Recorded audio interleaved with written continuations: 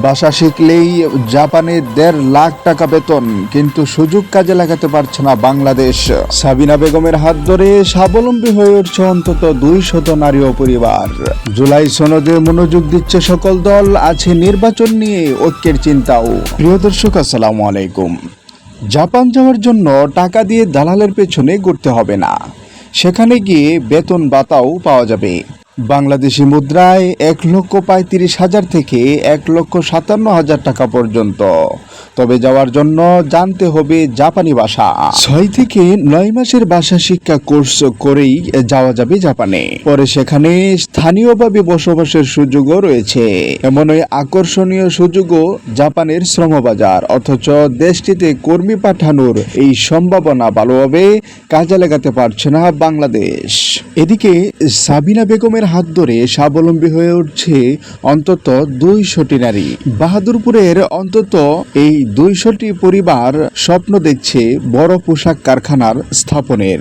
দরিদ্র এই ২০০টি ফ্যামিলির পুরো দায়িত্বই সাবিনা বেগমের হাতে। এদিকে জুলাই সনদ সহ নির্বাচনী ঐক্যের ডাক দিয়েছে বড় দলগুলো। জুলাই জাতীয় সনদ বাস্তবায়নের পদ্ধতি নিয়ে বড় দলগুলো যখন মুখোমুখি অবস্থানে, গণতন্ত্র মঞ্চ সহ ৯টি দল তখন এর সমাধান খুঁজতে বিভিন্ন রাজনৈতিক দলের সঙ্গে আনুষ্ঠানিক আলোচনার উদ্যোগ নিয়েছে। এর মধ্যে ৮টি দলের সঙ্গে ২ দফার বৈঠক করেছে গণতন্ত্র মঞ্চ। এবারে খেলার খবর। এশিয়া কাপের পর দ্বিপক্ষীয় সিরিজের প্রথম ম্যাচেই বাংলাদেশের কাছে হারল আফগানিস্তান।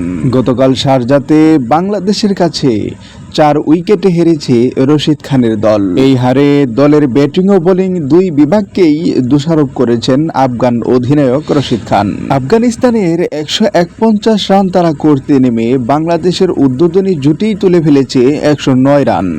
তখন জয় মনে হচ্ছিল সময়ের ব্যাপার, কিন্তু আচমকাই বাংলাদেশের ব্যাটিংয়ে বড় দশ নামে।